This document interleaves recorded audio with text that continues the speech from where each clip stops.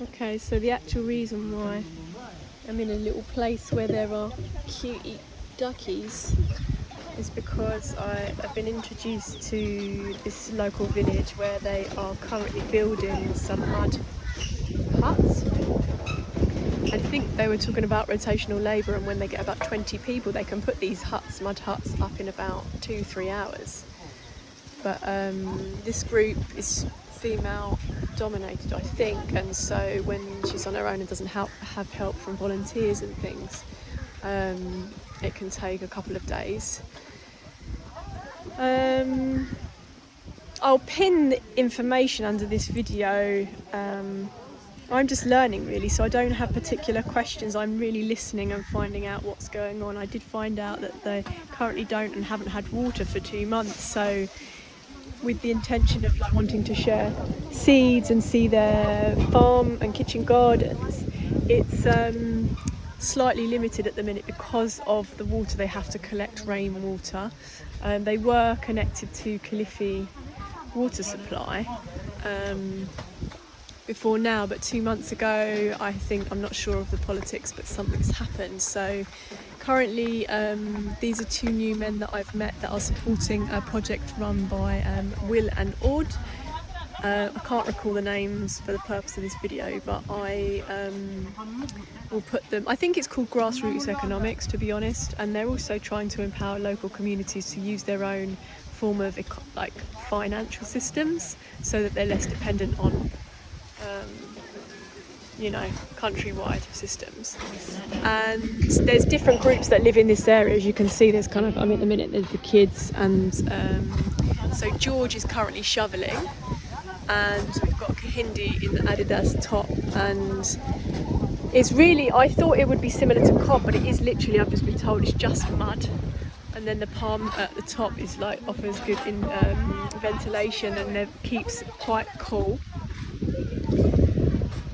And they've got a variety of animals in stock here, livestock, to support them, and mango trees and coconut trees. Vibes are good, energy's good, and I'm just learning. I'm kind of impressed by how everybody's just willing to get involved. The teamwork seems really, really beautiful, and yeah. Teamwork, it's always very powerful, and just simple methods of building. I'm not sure the longevity of how long the houses will last. I guess it depends on the materials of the roofing that you use because of rain and obviously deterioration over time, but all the structures here, they've built quite a few houses, I think, in a short space of time. And I love it. George is like the only man at the minute, and I think they're wondering why I'm filming, but I just want to see. I would be helping and volunteering, but I had a bad turn 2 days ago, so I'm not in a physical position to help and get my hands dirty, but the video might come and I should be back. But it's really nice to just see what's going on and how communities are forming and building in remote areas, especially when they are cut off perhaps from national supplies. Kahindi, how long does the structure last? How long would a house usually last? Depending on the rains and the roof. For the roof, maybe it will take like 10 years, but for the house it can take like 25 years. 20 or 25 years. Okay, thank you. So, keeping it simple must be kind of beautiful to live within an earth structure. I've not lived or stayed in, I think I've stayed in once, but a cob building, so all these natural materials are so grounding for us, and I think connect us to nature in a different way. And it looks like they're using a similar form of cob. You work with cob with your feet and mix it all together. And it's a bit of a shame that I can't get involved because I must look like the typical tourist from Zunga, which is really not me. But as I said, something's come up, and physically I'm not in a position to do that in a minute. I think these boys want to be on camera. And yeah, just props to the people. It's quite beautiful, and I think with the help of internationals and locals coming together, you can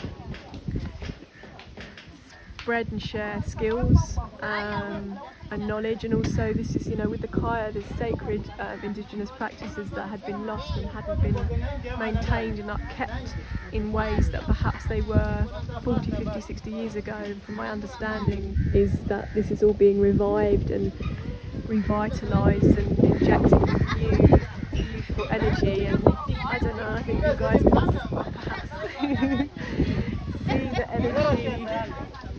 It's actually making me quite emotional because it's just, well, I've never been part of a tribe, so. Not in this lifetime anyway.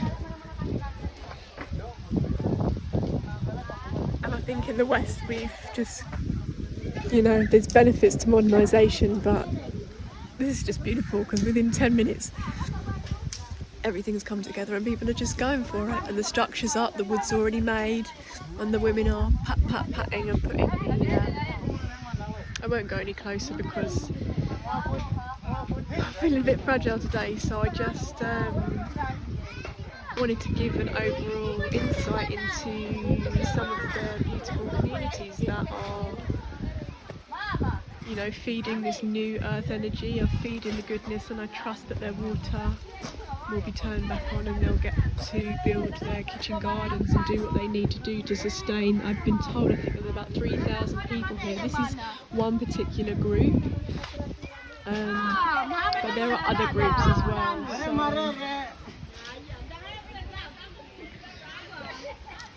I feel honoured to watch sort of just day-to-day life and building practices here, and really it doesn't take a lot of money to build a safe home, a safe space, shelter from the elements, and